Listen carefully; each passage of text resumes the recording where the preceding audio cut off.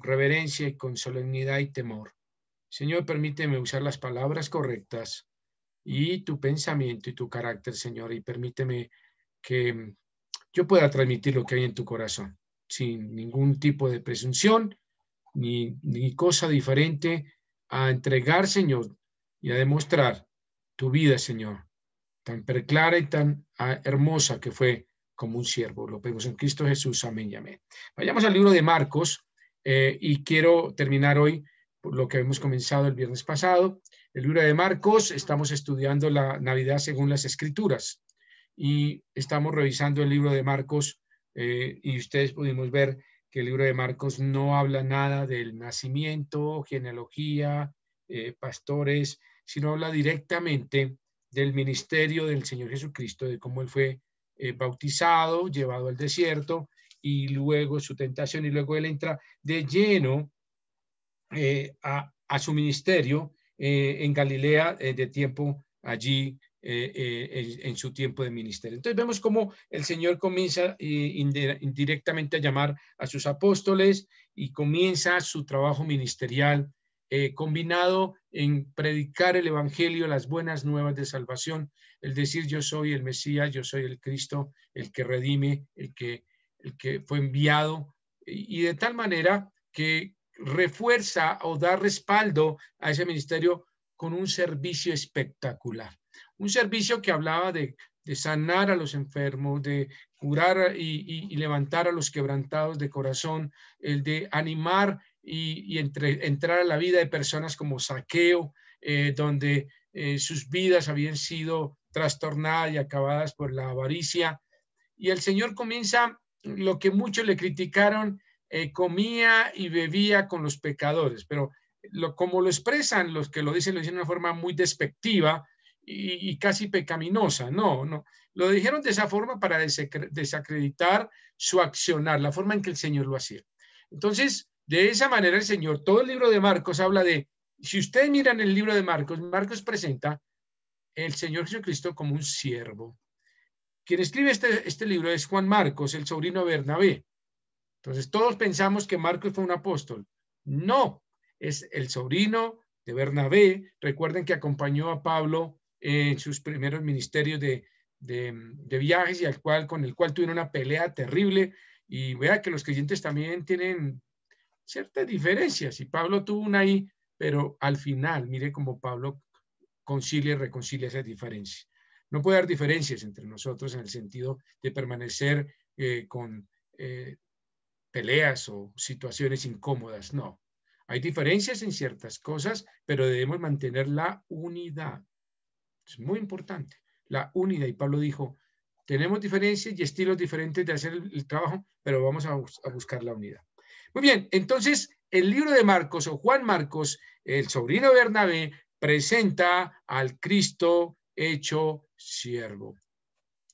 ¿Y por qué no habla nada del Señor Jesucristo como siervo? Porque ¿a quién le interesa un siervo? A nadie. No tiene genealogía, no tiene origen. Y en esa época ser siervo es prácticamente ser esclavo. Y un esclavo no tenía ni derechos, ni nada, solo obligaciones de servir y servir abnegadamente. Por eso no se hable nada de la genealogía, familia, porque ¿a quién le interesa? El versículo clave hemos dicho que es Marcos 10:45. Acompáñeme allí. Ese es el versículo clave que describe todo lo que Marcos nos quiere hablar del Señor Jesús, de su persona. Y lo que Marcos exalta es Jesucristo siervo, es un siervo.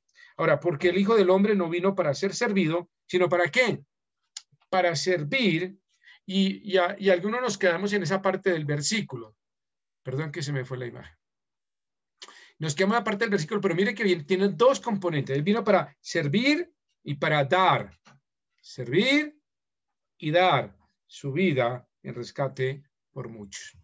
Entonces, el libro de Marcos, si usted lo lee y asocia, voy a leer Marcos, va a encontrar la persona de Cristo como un siervo, y este es el versículo clave. Y Juan Marcos lo presenta de esa manera. Muy bien, teniendo eso en mente y sabiendo que el libro de Marcos lo presenta de esa manera, quiero hablar de el Jesucristo siervo, mostrar algunas de sus características y entender que él era un siervo.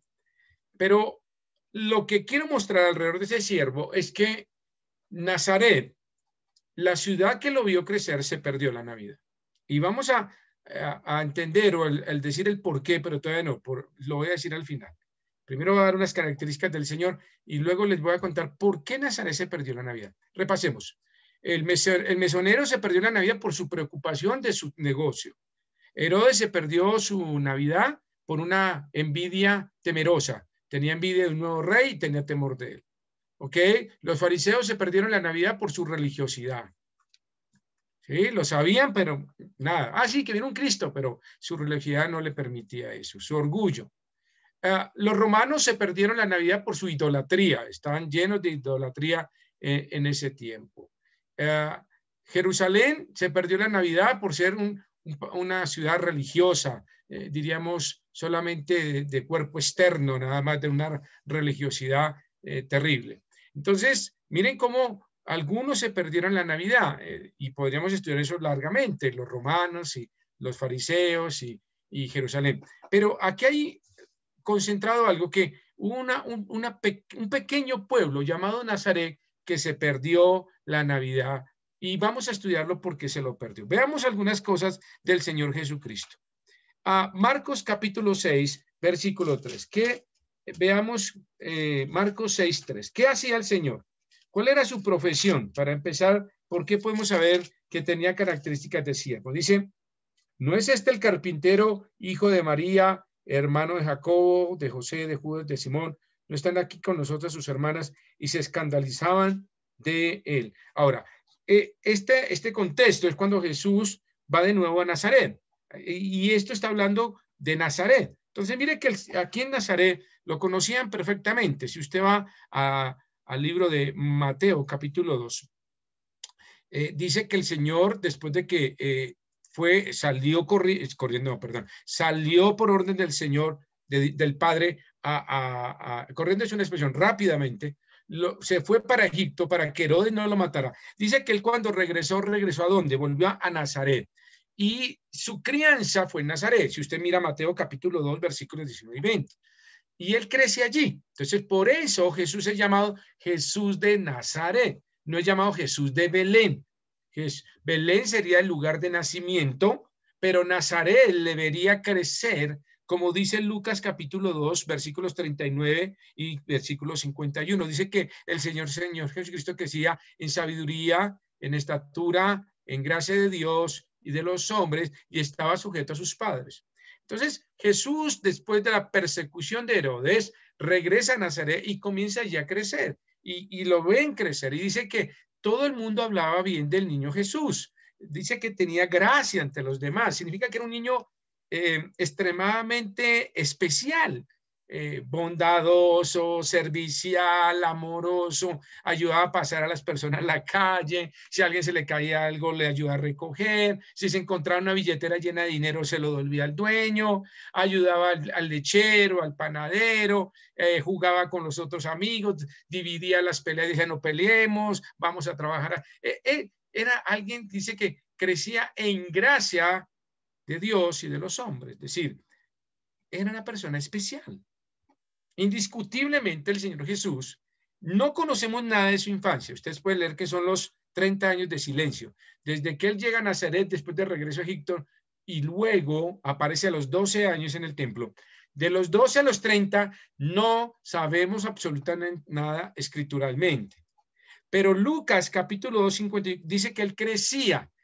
Eso es un presente continuo, significa que esas situaciones, esas acciones que estaban ahí, vayan conmigo, por favor, porque me gusta que lo veamos. Lucas capítulo 2. En Lucas capítulo 2, ahora, me gusta porque Lucas es muy específico, Lucas es muy minucioso, entra en unos detalles porque él quiere ir a la verdad, al relato verdadero, y dice Lucas capítulo 2, versículo 52. 51, y descendió con ellos y volvió ¿a dónde? A Nazaret, por eso es nazareno, y estaba sujeto a ellos y su madre guardaba todas esas cosas en su corazón, sujeto. Fíjate que era un niño súper obediente, es como mi hijo Juan Pablo, vamos. Sí, señor, ya voy. y el ya voy se le convierte en 5 minutos. Entonces el pastor entra como en un shock, ¿sí? Cuando uno, entonces yo dije, vamos, es ya. Y mire que la sujeción del Señor era automática, vemos que estaba sujeto, significa obediencia, respeto, honra, oía, aprendía, recibía. Y hablamos del niño Jesús humano. Sus padres le enseñaron, pero por supuesto, 52.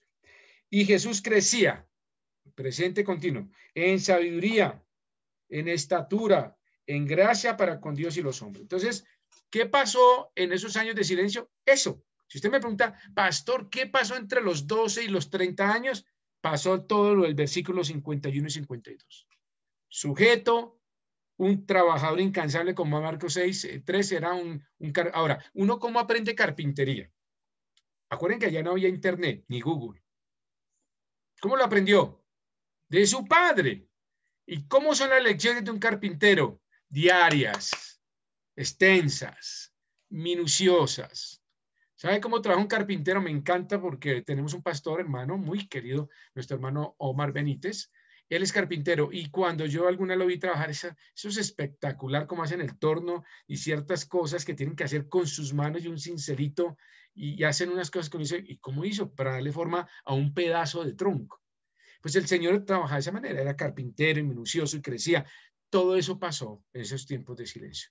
Trabajo, sujeción, sabiduría y crecía en gracia de Dios y los hombres. Significa que gracia de Dios significa que él iba al templo rutinariamente, iba a la sinagoga, aprendía de los maestros también, escuchaba la palabra y crecía en gracia de Dios y de los hombres. ¿Qué significa que crecía en gracia de los hombres? Testimonio.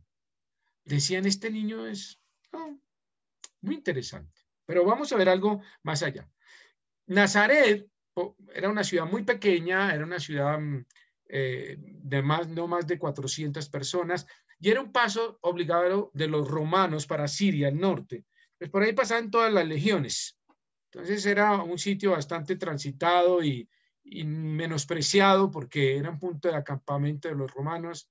Y bueno, era difícil la vida allí. El Señor creció en medio de los romanos y usted sabe que cuando llegaban los romanos allí no era para nada diferente a la idolatría y a las formas pendencieras en que ellos vivían. Pero de esa manera el Señor crece allí. Ahora, ¿qué pasa?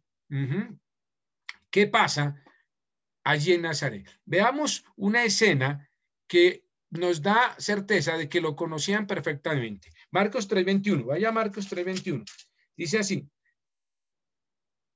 Marcos 3:21, dice, cuando lo oyeron los suyos habla de su familia y aquellos vecinos de Nazaret, vinieron para aprenderle porque se decían, está fuera de sí. Ok, entonces cuando el Señor comenzó su ministerio, la gente comenzó a algo muy extraño. A pesar de que allí había crecido, lo conocían, no le creían. No le creían. Aquí empieza el problema que quiero presentarles. ¿Por qué Nazaret se perdió la Navidad? Lo conocían perfectamente porque creció allí, sé que los suyos lo conocían, pero empezó un problema. Oiga, creo que ha perdido la razón, está fuera de sí, saquémoslo de aquí, que él tiene que dedicarse a la carpintería, no hablar de estas cosas.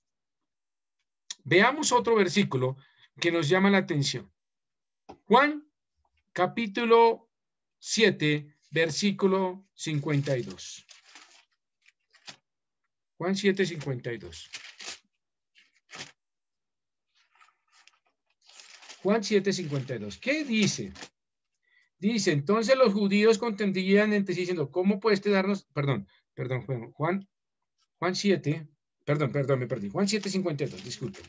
Me perdí. Respondieron y le dijeron, ¿eres tú también Galileo? Escudriñad y ve que de Galilea nunca se ha levantado profeta.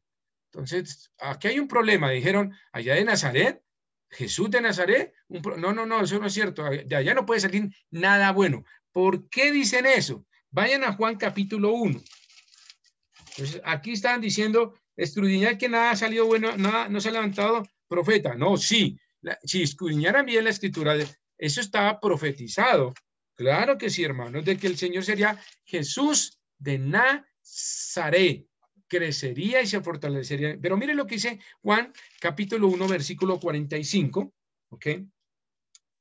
Dice, Felipe halló a Natanael y le dijo, hemos hallado a aquel de quien escribió Moisés en la ley, así como los profetas, a Jesús, el hijo de José de Nazaret.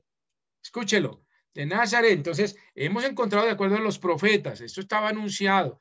Y lo que dice los escribas, ¿qué puede salir bueno de allá? No se ha levantado profeta, eso no es cierto, había una profecía. Pero mire lo que dice acá interesante. Natal les dijo, ¿de Nazaret puede salir algo de bueno? Le dijo Felipe, ven y ve.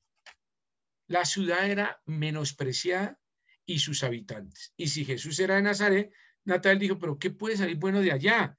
¿Qué hay bueno en Nazaret si todo eso es lleno de romanos y paganismo? No hay nada bueno.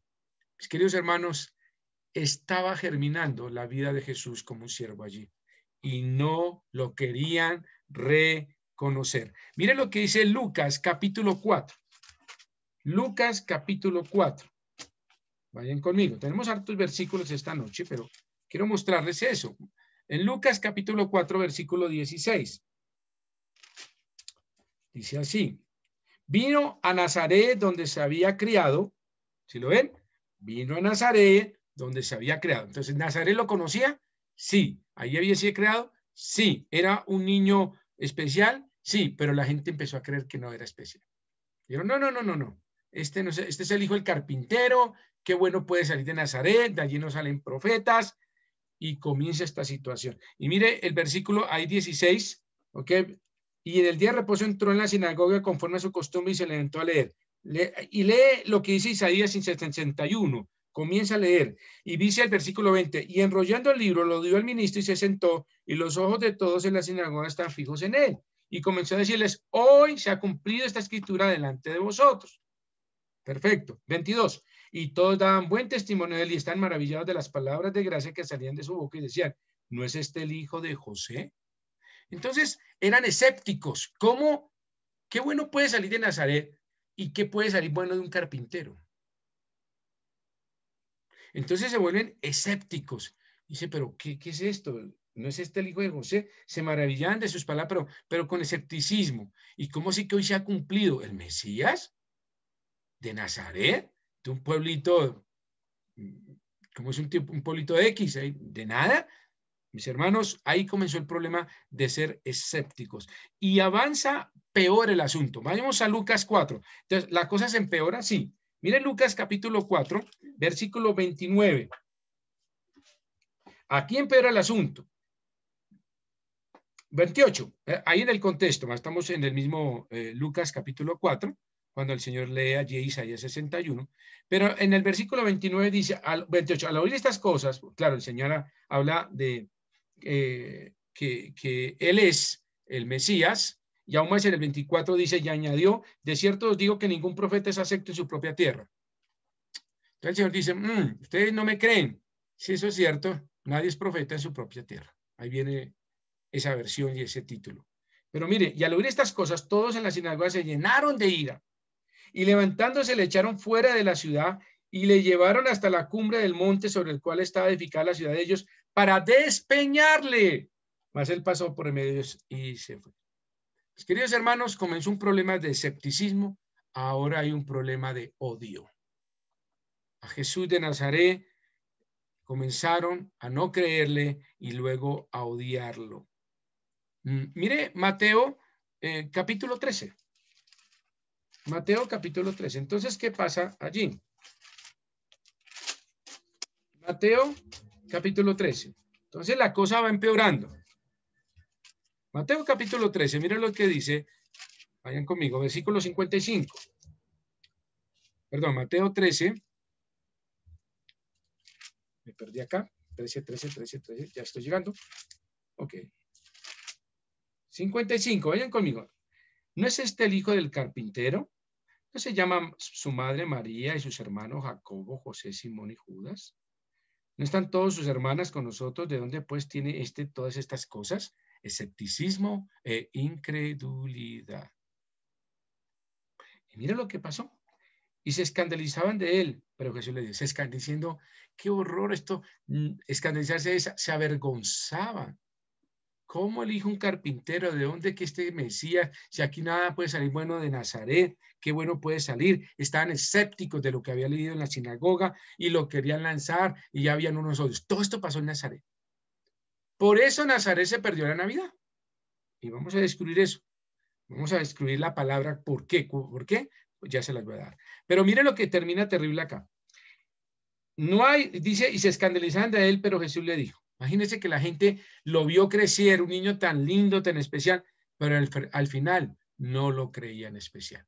Un niño que se llenó su gracia y vieron sus acciones, sujeto a sus padres, creció, aprendió la carpintería, pero ya no lo creían especial. No creían que con el que jugaban, con el que trabajaban, con el que compartían en ese pueblito de Nazaret, pudiera ser el Mesías. Y no lo consideraron especial. ¿Cómo sería que lo querían matar? ¿Recuerdan? Lo querían lanzar de un despeñadero.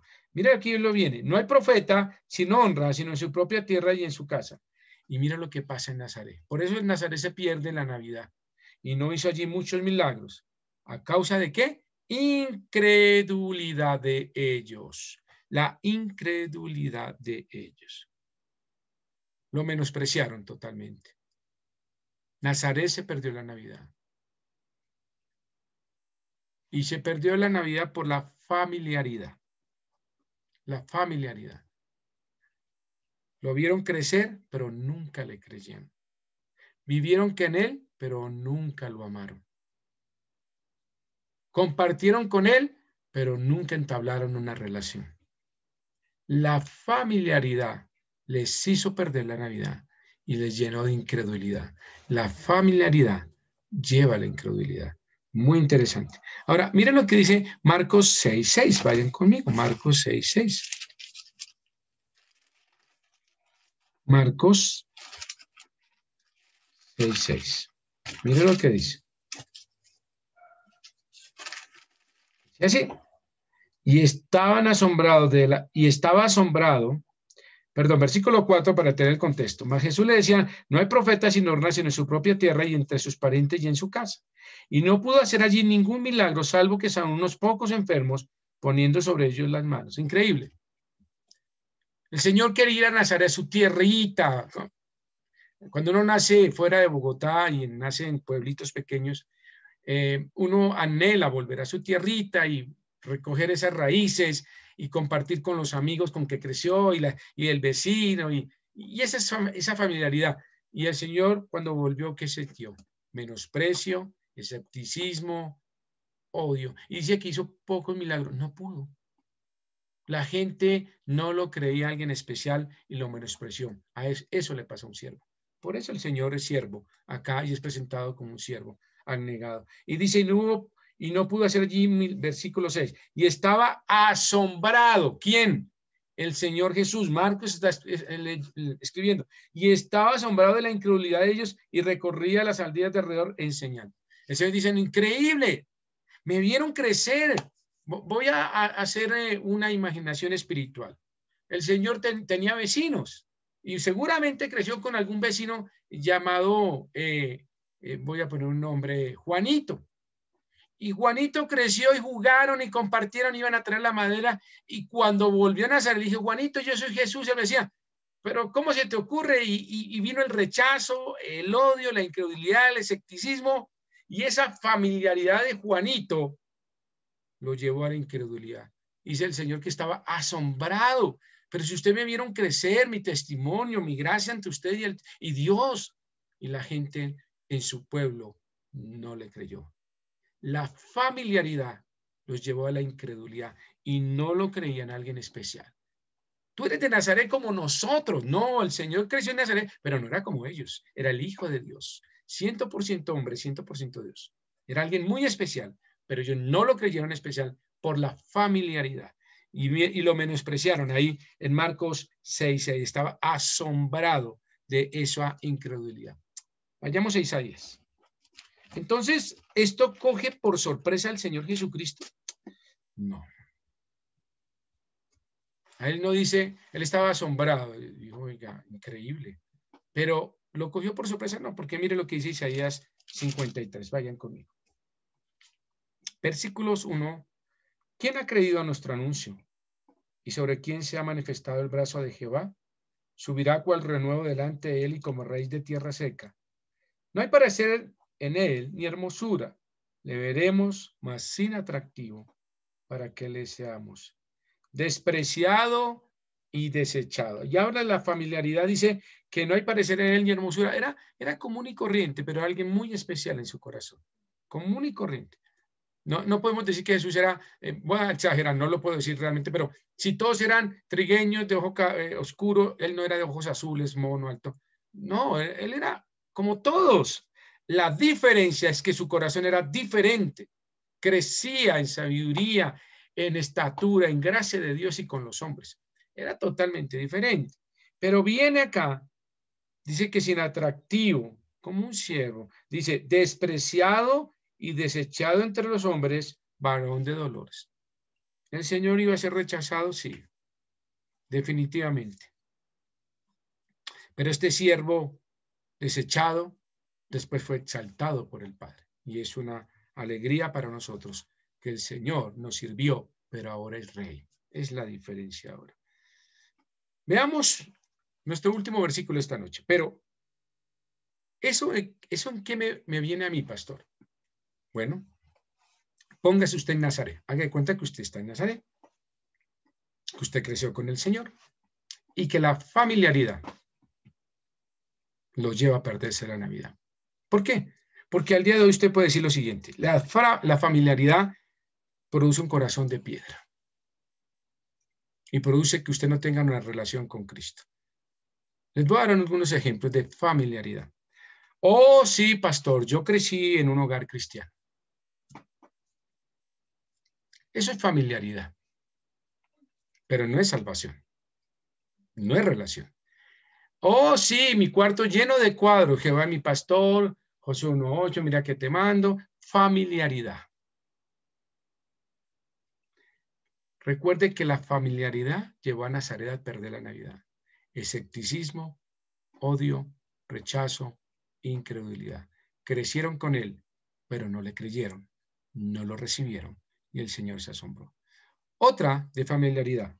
Oh, sí, pastor, yo me bauticé en su iglesia. Hermosa, hermosa su iglesia. Familiaridad. Eso nos salva. Y eso le hace perder la Navidad, porque la familiaridad pues, es un corazón de piedra y no hay una relación con el Señor. Otra. Ah, sí, pastor, yo asisto a la iglesia desde que tengo memoria. Eso es familiaridad, pero no salvación. Y usted la familiaridad lo lleva a eso, a un corazón endurecido, a perder una relación realmente auténtica con el Señor. Ah, sí, pastor, yo fui a muchos campamentos y en todos recibí a Cristo. Familiaridad no salva. La familiaridad simplemente produce corazones endurecidos. Y puede pasar muchas cosas. Una final. Ah, pastor, yo canto en el coro y sirvo. Soy ujier. La familiaridad de ese estilo nos salva en la relación con Cristo. Gálatas 2:20 nos recuerda, con Cristo estoy juntamente crucificado y ya no vivo yo, mas vive Cristo en mí. Mis queridos hermanos, Nazaret se perdió la Navidad por una familiaridad que se convirtió en incredulidad. ¿Cómo que el hijo del carpintero me puede salvar? ¿Cómo que el que creció conmigo trayendo madera me puede salvar? Es mi redentor y mi Señor. Y crecieron al lado del Señor y no le creyeron. Lo iban a matar. A pesar de que él creció en gracia de Dios y con los hombres, lo iban a quitar del camino. Fueron escépticos. Y el Señor tuvo que hacer pocos milagros. ¿Sabe? Le tocó irse. Con dolor del alma, sus coterráneos, sus compadres, lo odiaron y lo sacaron. La familiaridad nos puede separar de Cristo. Sí, yo conozco a Cristo y suficiente. Es un buen amigo, es una buena ayuda. Eso es familiaridad. Es un buen amigo y una ayuda, pero no es mi rey, mi Señor y mi Salvador. La familiaridad no es salvación, mis queridos hermanos. No permita que la familiaridad lo vuelva incrédulo. Permita tener una relación verdadera con el Señor. Y acérquese al Señor de esa manera. Dice Juan capítulo 1, versículos 11 y 12. A los suyos vino, y los suyos no le recibieron. Mas a todos los que le recibieron, les dio potestad de ser hechos hijos de Dios. ¿En qué lado está usted esta noche? A lo suyo vino y los suyos le recibieron. El Señor hoy viene y la familiaridad lo puede separar a usted. Ah, sí, yo conozco a Cristo. Sí, sí, yo soy creyente, yo creo, yo. Claro que sí. Pero dice que a los suyos y los suyos no le recibieron. La familiaridad les produjo incredulidad. Pero dice en el versículo más, a todos los que le recibieron, les dio potestad de ser hechos hijos de Dios. ¿En qué lado está? En que les lleva a rechazar a Cristo por una familiaridad y una religiosidad, o le recibe realmente su corazón y vive realmente una verdadera relación con Cristo. Con Cristo estoy juntamente crucificado y ya no vivo yo, mas vive Cristo en mí. Mis queridos hermanos, estas son la Navidad de acuerdo a las Escrituras. Tenemos un Hijo de Dios hecho siervo. Y muchos se perdieron la Navidad. Y Nazaret se perdió la Navidad. Yo no quiero que usted se pierda y aprenda a tener una relación perfecta con el Señor. Quiero de esa manera que sea. Amado Padre, gracias damos, Señor, esta noche por tu palabra. Gracias, Señor, por tu amor y tu gracia. Permítenos, Señor, reconocerte en nuestras vidas, reconocer, Señor, tu gracia y tu amor. Hace más de 2000 años, un pequeño pueblo te rechazó, Señor. Y pensar que simplemente eres alguien con que tenemos una relación superficial nos lleva a tener una incredulidad terrible. Señor, líbranos de eso. Y permítenos acercarnos a ti humildemente, reconocerte en nuestras vidas como Señor y Salvador, y que la familiaridad no me aparte de ti, Señor, y no me haga perder una Navidad eterna contigo. Pedimos en Cristo Jesús. Amén y amén. Muy bien. Con este pensamiento de Cristo siendo el siervo, vayan a Marcos, capítulo 14. Vamos a ver y vamos a leer esta noche para que ustedes, les voy a dejar el tiempito si tienen su cena, su santa cena a la mano. Yo ya tengo la mía, tengo la copa y tengo el pan en mi mano también. Y allí los caballeros que me acompañan, por favor, ministren a sus familias. Las madres cabeza de hogar ministren a sus familias y quienes estén solteros y solteras ministren sus vidas. Teníamos por sabia costumbre que el pastor ministrara a todos a través de sus ujieres o sus ancianos. Hemos tenido que cambiar el método, pero el mensaje sigue siendo el mismo. Cristo presente a través de dos símbolos, el pan y el vino, su sangre y su cuerpo. Y Marcos, quiero leer Marcos, cómo Marcos presenta este momento de siervo del Señor y de cómo el Señor se presenta de esa manera. No permita que porque tomo la Santa Cena, esa familiaridad es suficiente. La Santa Cena no salva. Solo salva que usted crea en el Señor Jesucristo. Mas a todos los que le recibieron, les dio potestad de ser hechos hijos de Dios. Crea en el Señor Jesucristo y será salvo. Proceda a bautizarse como un acto de obediencia y de testimonio. Su vida en paz con el Señor. Y luego tome la copa y tome el pan. Así lo dice Pablo, en el orden perfecto que Dios quiere que sea en nuestras vidas. Ahora, veamos Marcos, capítulo 14, versículo 17. Y cuando llegó la noche, vino él con los 12. Bueno, esto es antes de todo el suplicio del Señor Jesucristo. Y cuando se sentaron a la mesa, mientras comían, dijo Jesús: de cierto os digo que uno de vosotros que come conmigo me va a entregar. Entonces ellos comenzaron a entristecerse y a decirle uno por uno: ¿seré yo? Y el otro: ¿seré yo? Él respondió y dijo: es uno de los 12, el que moja conmigo el plato. A la verdad, el Hijo del Hombre va según está escrito de él, mas hay de aquel hombre por quien el Hijo del Hombre es entregado. Bueno le fuera a ese hombre no haber nacido. Palabras difíciles de digerir y de entender en ese instante. Cómo el Señor proclama su traición y cómo declara que aquel hombre tiene una condenación terrible en cuanto a haber entregado al Hijo del Hombre. Palabras difíciles. Pero de esa manera el Señor se llena de valor. Y dice el versículo 22. Y mientras comían, Jesús tomó el pan y bendijo y lo partió y les dio diciendo. Vamos a orar. En los otros textos que ustedes ven en Mateo y en Lucas dice que el Señor dio gracias. Marcos no lo dice, pero luego dice más adelante. Entonces lo toma en el versículo 23. Y el Señor da gracias. Gracias, Señor, por este año que nos has dado. Gracias, Señor, por esta Navidad tan diferente, pero que nos mantienes como familia y como iglesia. Y gracias, Señor, por tu sangre y por tu cuerpo.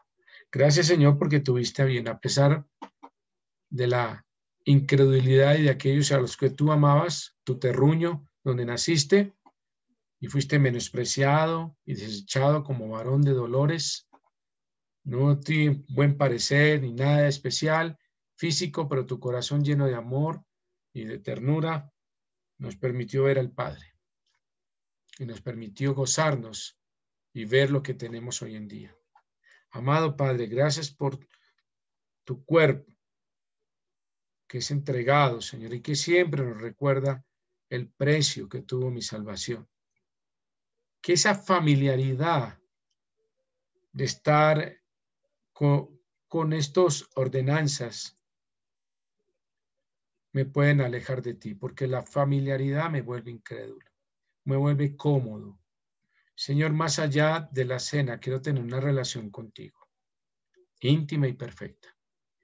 Y si hay cosas que debo quitar de mi vida, quítalas. Si debo recibir disciplina, estoy listo, Señor. Porque si tú me amas, dices que tú me vas a corregir. El padre que ama, disciplina a sus hijos.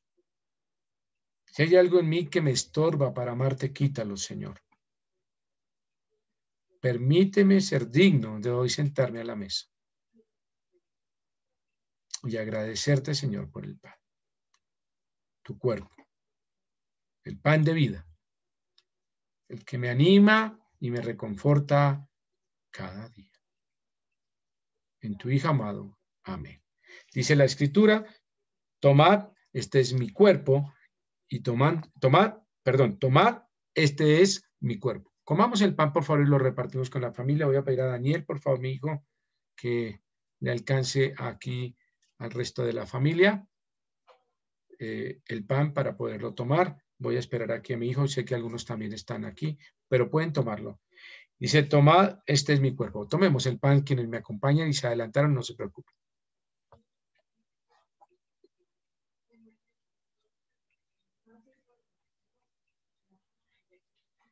Amén. Dice, tomando la copa y habiendo dado, ¿qué? Gracias. Yo no logro entender cómo el Señor puede dar gracias cuando sabe que lo que está haciendo es un símbolo que dentro de las siguientes 24 horas va a ser terrible, o 12 horas. No lo logro comprender cómo en medio del rechazo de Nazaret, del intento de matarlo varias veces, de los falsos testigos, de la negación de Pedro, de la traición de Judas, de la huida de sus apóstoles, no entiendo cómo el Señor alcanza a dar gracias. Todo iba en contra. Y él dice, y habiendo dado, ¿qué? Gracias. Aprendamos a dar gracias en este tiempo. tiempos difíciles, pero el Señor nos da ejemplo que Él dio gracias porque no dependía de las circunstancias, sino del Padre. Y les dio y bebieron de ellas. Y dice, tomando la copa y habiendo dado gracias, les dio y bebieron de ellas todos. Y les dijo, esta es mi sangre del nuevo pacto que por muchos es derramada. Tomemos la copa, por favor.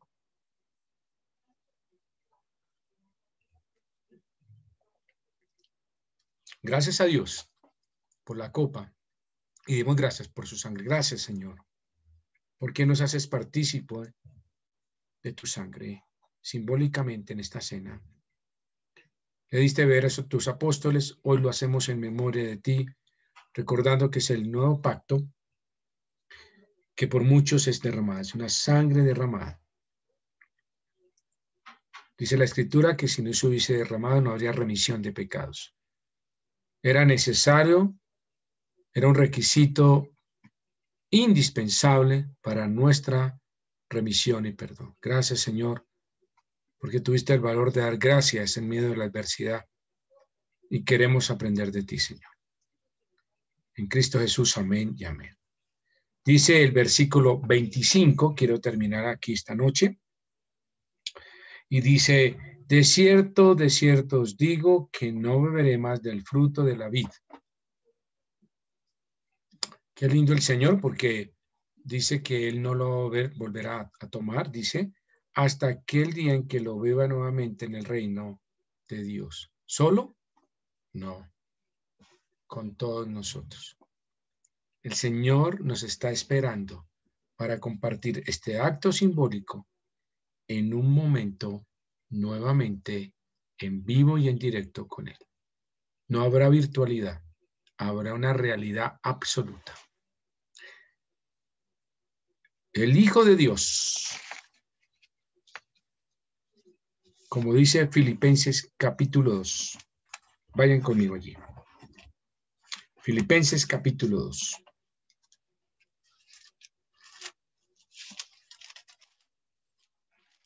Versículos 6. Haya pues en vosotros este sentir que hubo también en Cristo Jesús. ¿Cuál? El que nos muestra Marcos, el que aprendimos hoy, ser siervos, servir. Y que la familiaridad no nos produzca incredulidad, sino que produzca una convicción de una nueva relación con Cristo. Y dice allá pues en vosotros ese sentir que hubo en Cristo Jesús, el cual siendo en forma de Dios, no estimó ser igual a Dios como que aferrarse, sino que se despojó a sí mismo, tomando forma de siervo. Todo el libro de Marcos habla de esta palabra. Hecho semejante a los hombres, y estando en la condición de hombre, se humilló a sí mismo, haciéndose obediente hasta la muerte y muerte de cruz. Este es el modelo absoluto de humildad, de amor y de servicio. En Belén, hace más de 2000 años, nació un siervo. En la cruz, después de 33 años, murió un siervo. Pero en el futuro vendrá un rey. Alabado al Señor, y te esperamos con todo nuestro corazón. Señor, esta noche cerramos este espacio con tu palabra. Y al recordar las escenas de Isaías, de los evangelios, donde no hubo atractivo alguno en ti, despreciado y desechado, varón de dolores,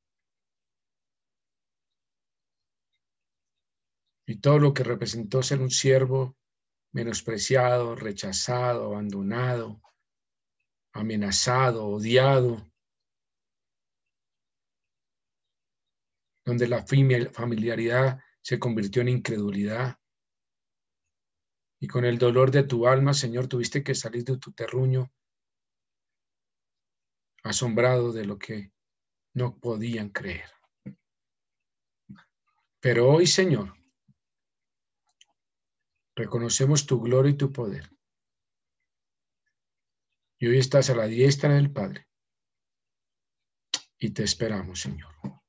En Cristo Jesús, amén y amén. Mis queridos hermanos, Dios les bendiga. Un buen tiempo para ustedes.